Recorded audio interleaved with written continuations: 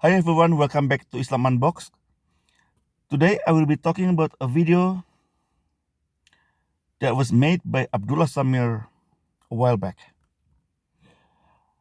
A few weeks ago, I watched a YouTube video by Abdullah Samir. His channel is actually a friendly ex-Muslim. In his video, he talks about how cruel God is for asking Abraham to sacrifice his son, even though it was only a test. He doesn't understand why. Even though Abraham did not actually sacrifice his son because God stopped him. But it still was not understood by Abdullah Samir. And it seems he failed to understand a couple of things. Now, he mentions that his Jewish friends told him that the sacrifice was to end child sacrifice. Well, I don't know if he did believe that or not, but regardless, he assumed Judaism, Christianity, and Islam see the sacrifice from the same perspective. In his video, he says that this sacrifice shaped three major religions. Now, sacrificing children was very common. His Jewish friends also mentioned this to him. And I don't know if he realized that even when Spanish came to the Americas, especially South and Central America, the natives were doing the same thing. Europeans did the same thing. Not only Middle Easterns or the Arabs. Abraham lived roughly 4,200 years ago. The natives were found doing the same thing about 5 or 600 years ago. Europeans did it too, right? So it is more common than most people think. It's just people do not mention this too often. So it seems like it is forgotten. It is cruel to sacrifice anyone, let alone your own children. This goes without saying.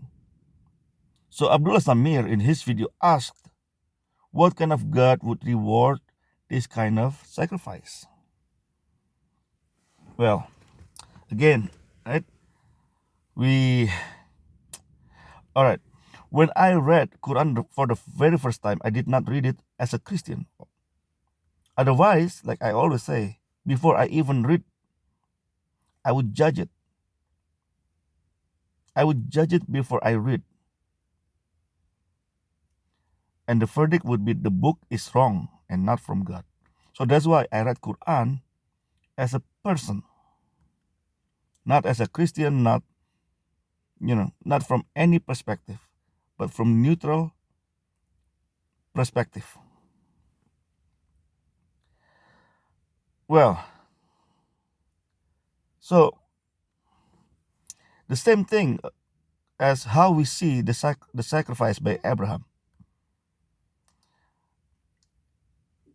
If, although the sacrifice did not actually happen because God stopped it. So this happened roughly 4,200 years ago. So we are to see this event from different lens, different mindset. This happened when the practice was considered normal. Abdullah Samir says in his video, if God asked him to do this, he would say no. He says, if anything, Abraham should be punished for obeying this, even though he didn't do it at the end. He gave an example, an analogy, wrong analogy. If you aim your gun and shoot a police officer and miss, can we say, congratulations, you didn't kill him? Well, he gave a wrong analogy. If you aim your gun at a police officer, but you don't fire your gun, maybe someone or something stops you, then congratulations. You, at the end, do the right thing. But if you aim your gun and you shoot, you fire your gun, even though if you miss, you are still guilty. In the case of Abraham, he did raise his hand, holding a knife, but the knife did not come down yet. Right? Hasn't come down yet. This is as if you aim, but you did not fire your gun. This is a totally different thing. If you aim and shoot, and you aim, you don't shoot. Different. Now, he sees the story from his lifetime, which is year 2021. Remember, 100 years ago, even in Europe, we did not have too many women working in factories. Maybe there's none. Female doctors, very rare. That is how the world was 100 years ago. Imagine 4,200 years ago. Abdullah Samir failed to see at the end of the day, there is no record of Jewish and Christians sacrificing children in any way. But let me quote you a verse from Quran regarding pagan Arabs sacrificing their children and what God of the Quran or Allah of the Quran says about it. It is in Surah Al-An'am, verse 137. Let us read together. We will read from Abdul Halim version. So this one. In the same way, their idols have induced many of the pagans to kill their own children, bringing them ruin and confusion in their faith. If God had willed, otherwise they would not have done this. So, leave them to their own devices. Let us read from different translation.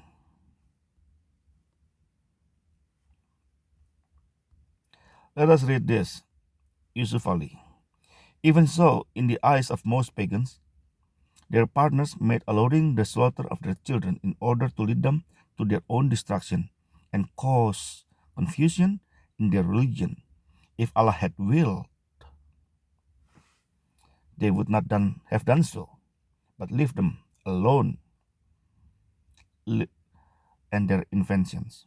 So if Allah had willed, they would not have done so. Right? So Allah did not even tell Muslims to stop it in Quran, Surah 6, verse 137. What Allah told Muslims is to leave them alone. Let them do it. Do not stop them. Why? There is an agenda behind this. What is the agenda? Let us read Let us read Al-Bukhari, 6184.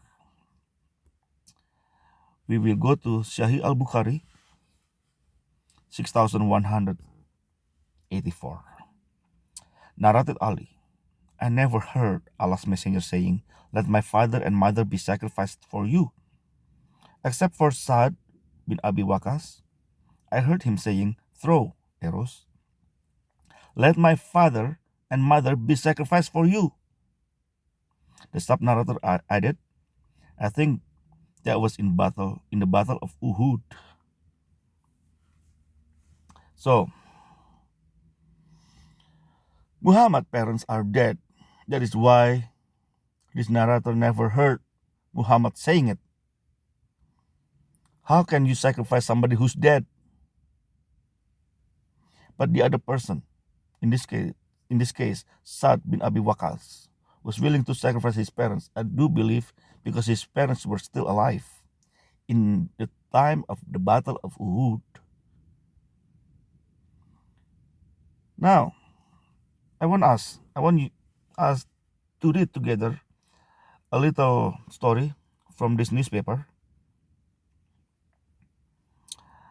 about a Palestinian woman who is a mother and a wife. This is from Times of Israel. This is the woman, Osama. This is what he said. She said here, none of us want to die in our beds. Wow. Now, he's the wife of a Hamas member of parliament. Right? So let us read what the woman says here. Women in Palestine play a great role in raising their children and encouraging them to wage jihad for the sake of Allah. Right? This is absolutely the most glorious thing a woman can do. Women play their role and are not inferior to men. When a man goes to wage jihad, his wife doesn't say, "Do not go," or tries to stop him. She encourages and supports him. She's the one who prepares his equipment, bids him farewell, and welcomes his jihad. So the agenda is to make Muslims be willing to sacrifice anyone, everyone for the sake of Allah, including themselves. Now let us read together Surah Anfal. Whoops, sorry. Surah Al-Anfal. Verse 38 first. I will read two verses. Verse 38 to 39. So we can see the context. Verse 38. Tell the disbelievers that if they desist, their past will be forgiven. But if they persist, they have an example in the faith of those who went before. And this verse is directed to Muhammad. Right? Now, we can read the next one. Surah 38, 39. But this time, I am showing more versions. Let us read his version. This version, Marif al-Quran. This one here, the third one. And fight them until there is no more fitnah, and total obedience becomes for Allah. So if they desist, then Allah is indeed watchful over what they do. Now, we have to ويكون understand the word is actually fitnah. The word is actually fitnah.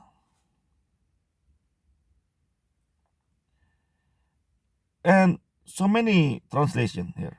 First, we can read here means persecution. Fadel Soliman says persecution. Marif al-Quran,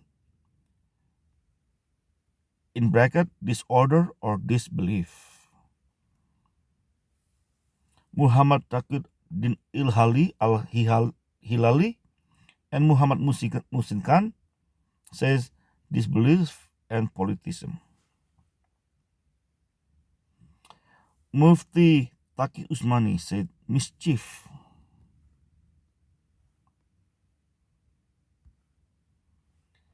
Now, Dr. Gali says, until there's no temptation. It's weird, temptation. And then it's the funny thing is, in brackets, the sedition or persecution. Temptation and persecution are two totally different words. So they're totally different. But I don't know how.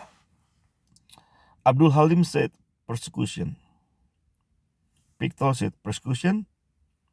Yusuf Ali operation. Reward center persecution. And this guy didn't even,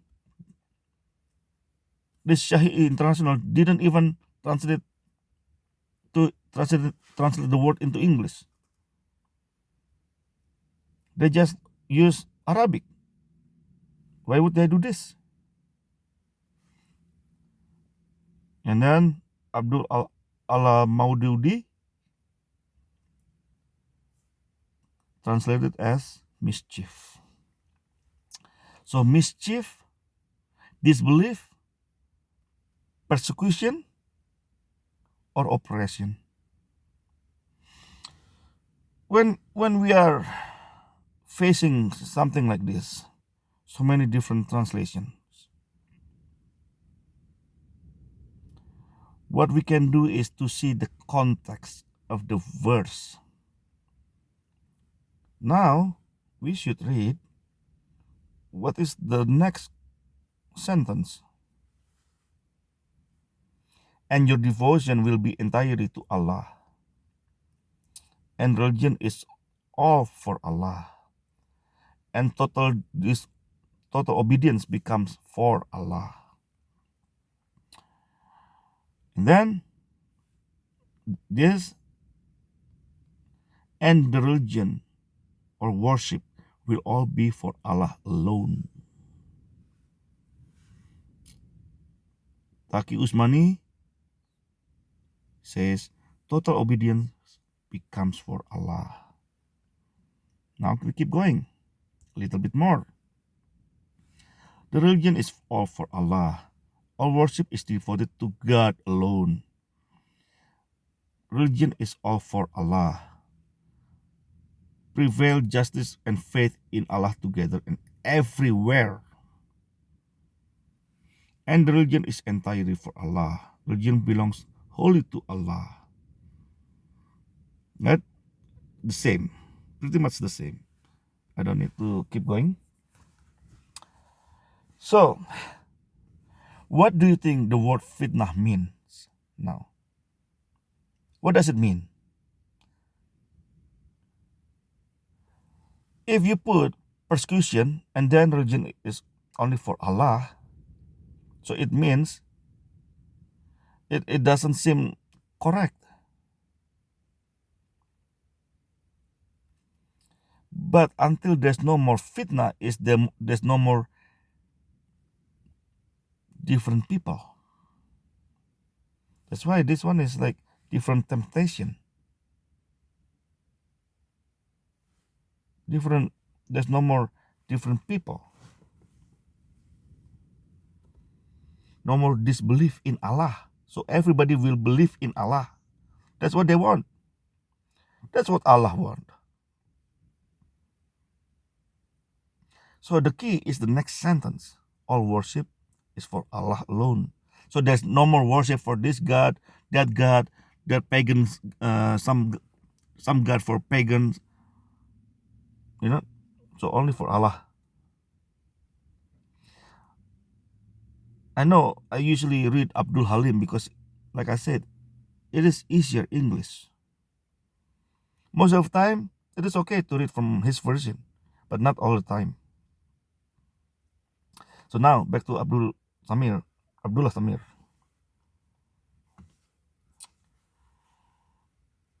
Abdullah Samir also mentioned in his video the killing of Anwar Sadat by the extremists because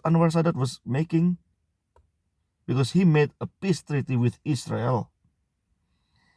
And he mentions the killing done by ISIS are based from the story of Abraham's sacrifice. No, it is not completely true.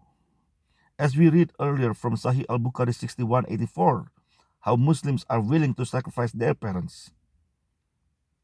And from Surah Al-Anfal, verse 39, Allah ordered Muslims to fight until there's no more fitnah, until there's no more temptation, until there's no more disbelief, until there's no more mischief. And all worship is for Allah alone. That's what the verse saying.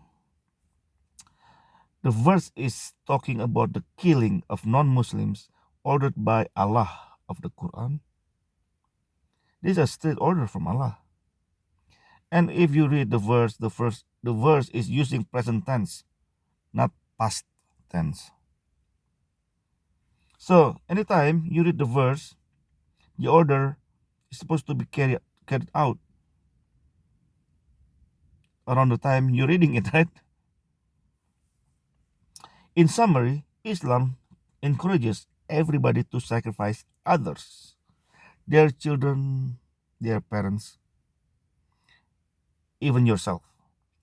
But the Christians read the story about Abraham sacrificing his son differently.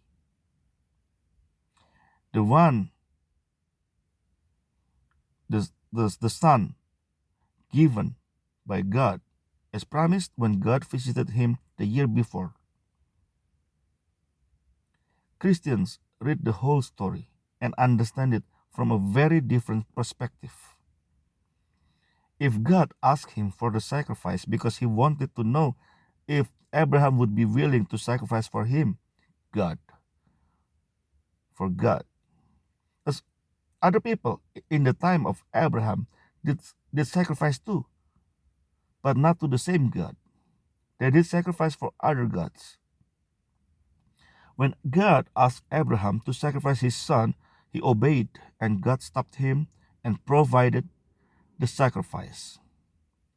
The moral of the story is at the end, all Abraham did was build the altar. Abraham provided the altar. God gave the sacrifice himself.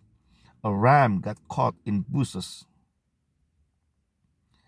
And there you go. That's the sacrifice provided by God. The same story we can read in the New Testament, right? The same story in the New Testament. We built the cross, and God himself provided the sacrifice. In this case, himself. Jesus sacrificed himself on the cross, man-made. Christians and Muslims do not see the story from the same perspective as claimed by Abdullah Samir. God of the Quran demands you to sacrifice yourselves, your parents, and your children for his sake. But God of the Bible asks us to accept his sacrifice. The same story, different perspectives. Again, I will repeat the difference. God of the Quran demands you to sacrifice for him, sacrificing yourselves, your parents, and children for his sake, right? The God of the Bible asks us to accept his sacrifice. Jesus sacrificed himself, and it is up to us whether we accept his sacrifice or not. That's all from me. Thank you for listening.